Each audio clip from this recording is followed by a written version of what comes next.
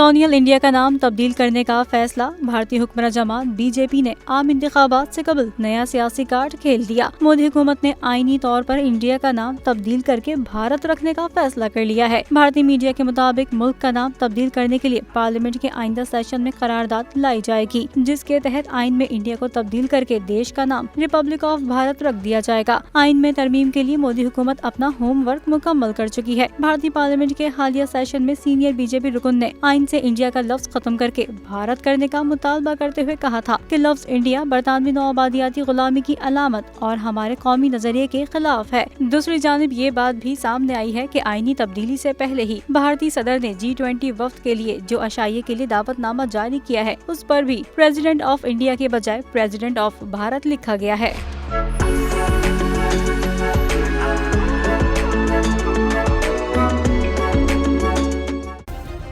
Subscribe करें और bell दबाएं ताकि कोई खबर रह न जाए।